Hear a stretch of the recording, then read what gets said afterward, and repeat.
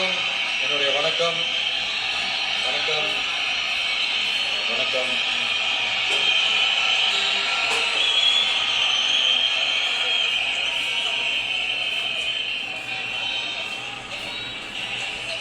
என்ன சொல்றது, எப்படி ஆரம்பிக்கிறதுன்னு தெரியல.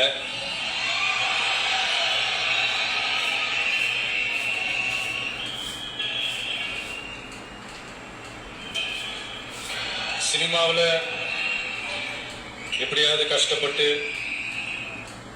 வெற்றி அடையும்னு இருந்த ஒரு சாதாரண அசிஸ்டன்ட் டைரக்டருக்கு பிறந்த ஒரு பிள்ளையா எனக்கும் வாழ்க்கையில வறுமைனா என்னன்னு எனக்கு நல்லாவே தெரியும், பசினா என்னன்னு எனக்கு நல்லாவே தெரியும். நான் ஒன்றும் பெரிய மன்னர் பரம்பரையில இருந்தெல்லாம் வந்துடல. உங்களை மாதிரிதான், உங்கள ஒருத்த மாதிரிதான், உங்க குடும்பத்துல ஒருத்த மாதிரிதான், உங்க புள்ள மாதிரிதான், உங்க மகன் மாதிரிதான், உங்க அண்ணா மாதிரிதான், உங்க தம்பி மாதிரிதான்.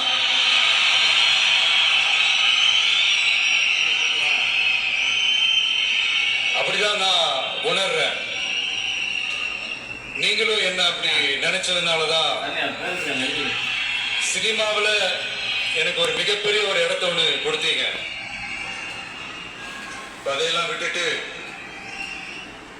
உங்களுக்காக நன்றி கடன் செலுத்துறதுக்காக அரசியலுக்கு வந்த உங்க விஜய, நீ வா விஜய், நாங்களா இருக்கோம், பாத்துக்கிறோம். விஜய் தம்பி நீ வா, நாங்க இருக்கோம். விஜய் தம்பி நீ வா, நாங்க இருக்கோம். அண்ணா நீ வாடா, நாங்களா இருக்கோம். நண்பா நீ வா, நண்பா நாங்களா இருக்கோம் சொல்லி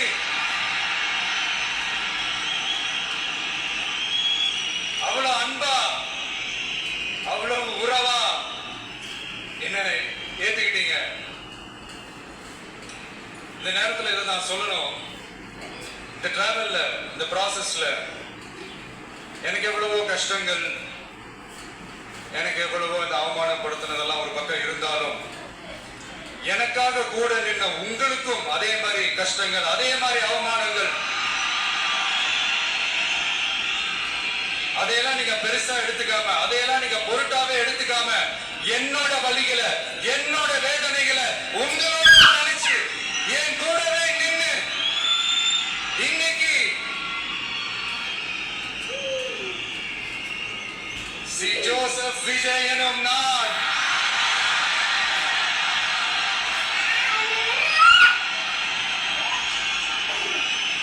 அத உண்மையாக்கி இருக்கிறீங்க. உண்மையிலே என்ன சொல்றதுன்னு எனக்கு தெரியல. என்னுடைய உறவுகளே, என்னுடைய சொந்தங்களே, நான் ஒன்னும் தேவ தூதரெல்லாம் கிடையாது. நானும் ஒரு இயல்பான ஒரு வாழ்க்கை வாழ்ற ஒரு சாதாரணமான மனுஷன் தான். நான் முன்னாடியே சொன்ன மாதிரி அது செய்வேன் இது செய்வேன்னு பொய்யான வாக்குறுதிகள்லாம் கொடுத்து உங்களை நான் ஏமாத்த மாட்டேன்.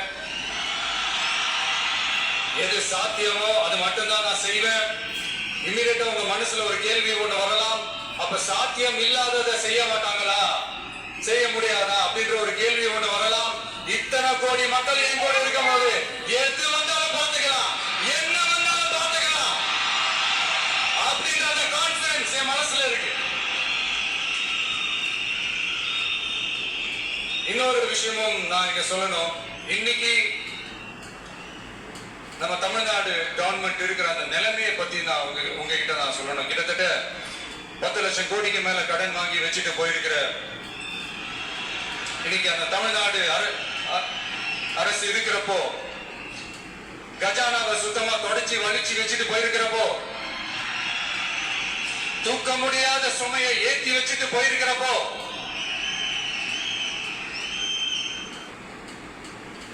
அப்படிப்பட்ட ஒரு நிலைமையில தான் இந்த பொறுப்பை நம்ம கையில எடுத்திருக்கிறோம். உடனே நீங்க நினைக்கலாம், என்னடா இவர் ஏதோ பொறி வச்சு பேசுறாரு அப்படின்ட்டு. அப்படியெல்லாம் எதுவுமே கிடையாது. உள்ள போய் பார்த்தாதான் தெரியும் எது எந்த நிலைமையில இருக்கு, என்ன இருக்கு என்ன இல்ல, எது எந்த நிலைமையில இருக்கு, எது எந்த நிலைமையில இல்ல. சோ அதையெல்லாம் பார்த்துட்டு உங்களுக்கு ஒரு வெள்ளை அறிக்கையா அதை வெளியிடணும்னு நான் நினைக்கிறேன். ஒரு டிரான்ஸ்பரண்டான ஒரு கவர்மெண்டா, அதாவது இன்னைக்கு நம்ம தமிழ்நாடு கவர்மெண்ட் இந்த நிலைமையில தான் இருக்கு அப்படின்றத உங்ககிட்ட சொல்லிட்டு I just want to take it forward from there. அதான் நான் முதல்ல செய்யணும்னு நினைக்கிறேன். தமிழ்நாடு பொறுத்த வரைக்கும் யாரையாவது போய் ஏதாவது சந்திக்கணும் அப்படின்னா இந்த மூஞ்ச மூடிக்கிட்டு போய் சந்திக்கிறதோ, இந்த மறைமுகமா உங்களுக்கு தெரியாம போய் சந்திக்கிறதோ அப்படிலாம் நான் செய்ய மாட்டேன். எதுவா இருந்தாலும் வெளிப்படையாக ஒளிவு மறைவு இல்லாம தான் நான் செய்வேன். இவ்வளவு பெரிய ஒரு பொறுப்பை என் கையில கொடுத்திருக்கிறீங்க, அதே நேரத்துல எனக்கு கொஞ்சம் அவகாசமும் நீங்க கொடுக்கணும்னு நான் ரிக்வெஸ்ட் பண்ணி கேட்டுக்கிறேன். நான் சொன்னதையெல்லாம் படிப்படியா நிறைவேற்ற நான் ட்ரை பண்ணுவேன், நிறைவேற்றுவேன். அதே நேரத்தில் எனக்கு கொஞ்சம் அவகாசம் கொடுத்தீங்கன்னா எனக்கு கொஞ்சம் உதவியாகவும் ஒத்துழைப்பாகவும் இருக்கும். இது உங்களுடைய ஆட்சி. பெண்கள் பாதுகாப்பை ரொம்ப ஸ்ட்ரிக்டா வச்சிருப்பேன். போதைப் பொருள் கலாச்சாரம் அதை கண்ட்ரோல் பண்றதுக்கு என்னென்ன ஸ்டெப்ஸ் எடுக்கணும், என்னென்ன முயற்சிகள் எடுக்கணும், இன்னிலிருந்து அதை நான் எடுப்பேன். நம்ம பசங்களை அதுல இருந்து காப்பாற்ற வேண்டியது நம்ம அரசனுடைய பொறுப்பு. அதே மாதிரி சட்டம் ஒழுங்கு எல்லாருக்குமான பாதுகாப்பை நான் உறுதிப்படுத்துவேன். என்ன அவமானப்படுத்துறவங்களாகவே இருந்தாலும், என்ன கஷ்டப்படுத்துறவங்களாகவே இருந்தாலும், அவங்களும் என் மக்கள் தானே. நண்பர்களாக இருந்தாலும் எதிரிகளாக இருந்தாலும் 8 கோடி மக்களும் என் மக்கள் தானே.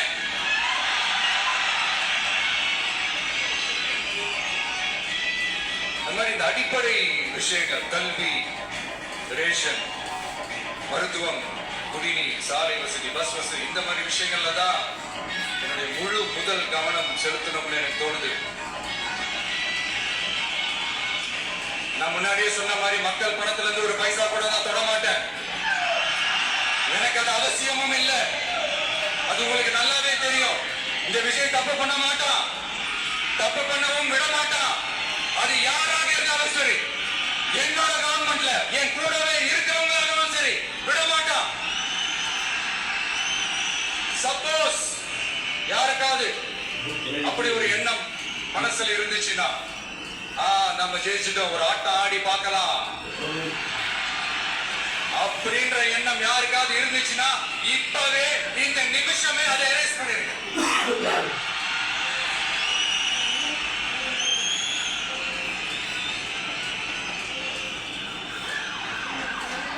இந்த ஒரே சென்டர் தான் என் தலைமையில் உண்டான சென்டர். இந்த பக்கம் ஒரு சென்டர், இந்த பக்கம் ஒரு பவர் சென்டர், அங்க ஒரு பவர் சென்டர், அதெல்லாம் கிடையவே கிடையாது. இப்பவே சொல்லிடுறேன். பெண்கள், இளைஞர்கள், விவசாயிகள், அரசு ஊழியர்கள், ஆசிரியர்கள், உழைக்கிற மக்கள், மீனவர்கள் எல்லாருமே நம்ம டிவிக்கு அரசுல நல்லா இருக்கும், நல்லா இருக்கும், நல்லா இருக்கும். பிறப்புக்கும் எல்லா உயிருக்கும் நம்ம சமரசம் இல்லாத அடிப்படை கோட்பாடு. சிறுபான்மை சகோதரர்களே, உங்களுக்காக நம்ம டிவிக்கு அரசு உதவி நிற்கும். உங்களுக்காக எந்த விதமான சந்தேகமும் வேண்டாம். இந்து, முஸ்லிம், கிறிஸ்தவர்களுக்கான முகம் தான் இந்த விஜயனுடைய முகம். அதுல 100% நீங்க இந்த விஷயம் நம்பலாம். இப்படி ஒரு சூழலை ஏற்படுத்தி கொடுத்த தமிழ்நாட்டு மக்கள், ஒட்டுமொத்த மக்கள், உங்கள் அனைவருக்கும் இந்த நேரத்தில் இன்னொருத்தவங்களுக்கு முக்கியமா நான் நன்றி சொல்லணும். அது இந்த விஜய் மாமாவோட குட்டி நண்பா நன்றி.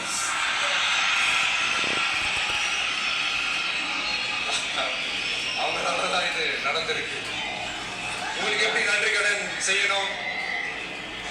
உங்களுக்காக இந்த ஃபியூச்சரை மைண்ட்ல வச்சுக்கிட்டு எல்லா நல்ல விஷயங்களையும் உங்களுக்காக இந்த விஜய் மாமா செஞ்சு கொடுப்பான். கான்பிடண்டா இருக்கு. அதே மாதிரி இன்னொருத்தவங்களுக்கும் நான் முக்கியமா நன்றி சொல்லணும். உங்களை எப்படி நான் வரப்பேன், நீங்க தான் என்னோட உயிராச்சு. தமிழக வெற்றி கழக தோழர்களே,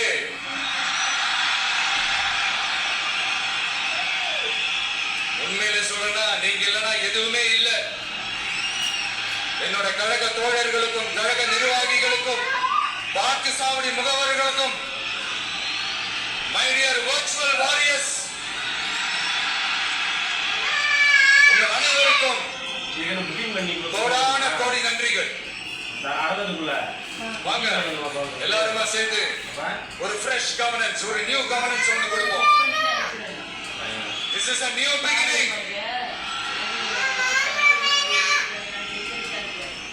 A new era of a real secular social justice starts now.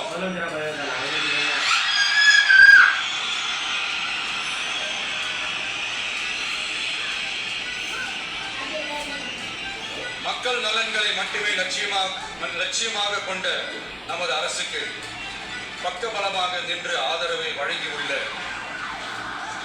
Congress பேரியக்கத்தின் தலைவர் மதிப்புக்குரிய திரு மல்லிகார்ஜுன் கார்கே அவர்களே, பாராளுமன்ற எதிர்க்கட்சி தலைவர் மதிப்புக்குரிய மை பிரதர் திரு ராகுல் காந்தி அவர்கள், காங்கிரஸ் கட்சியின் பொதுச் செயலாளர் மதிப்புக்குரிய திரு கே.சி. வேணுகோபால் அவர்கள், தமிழ்நாடு காங்கிரஸ் தலைவர் மதிப்புக்குரிய திரு செல்வ பெருந்தகை அவர்கள், என்னுடைய நண்பர் பிரவீன் சக்கரவர்த்தி அவர்கள், சிபிஐஎம் கட்சியின் தேசிய பொதுச் செயலாளர் மதிப்புக்குரிய தோழர் திரு M.A. பேபி அவர்கள், மாநில செயலாளர் மதிப்புக்குரிய தோழர் திரு பி. சண்முகம் அவர்கள், அரசியல் தலைமை குழு உறுப்பினர் மதிப்புக்குரிய தோழர் திரு கே. பாலகிருஷ்ணன் அவர்கள், பாராளுமன்ற உறுப்பினர் மதிப்புக்குரிய தோழர் திரு சு. வெங்கடேசன் அவர்கள், நமது அரசுக்கு ஆதரவு வழங்கியுள்ள விடுதலை சிறுத்தைகள் தலைவர் மதிப்பிற்குரிய அண்ணன் திரு திருமாவளவன் எம்பி அவர்கள், நாடாளுமன்ற உறுப்பினர் மதிப்புக்குரிய திரு ரவிக்குமார் அவர்கள், சட்டமன்ற குழு தலைவர் மதிப்பிற்குரிய திரு வன்னி அரசு அவர்கள், சிபிஐ கட்சியின் தேசிய பொதுச் செயலாளர் மதிப்புக்குரிய தோழர் திரு டி. ராஜா அவர்கள், மாநில செயலாளர் மதிப்புக்குரிய தோழர் திரு எம். வீர பாண்டியன் அவர்கள், முன்னாள் தமிழ்நாடு மாநில செயலாளர் மதிப்புக்குரிய தோழர் திரு ரா. முத்தரசன் அவர்கள்,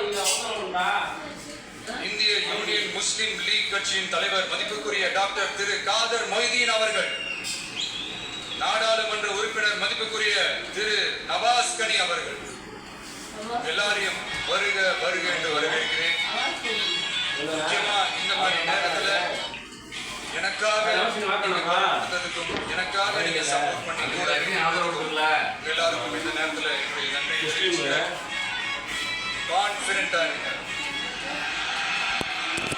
நல்லதே நடக்கும், வெற்றி நிச்சயம். மீண்டும் சந்திக்கும் வரை இல்ல மீண்டும் சந்திப்போம். நன்றி, வணக்கம்.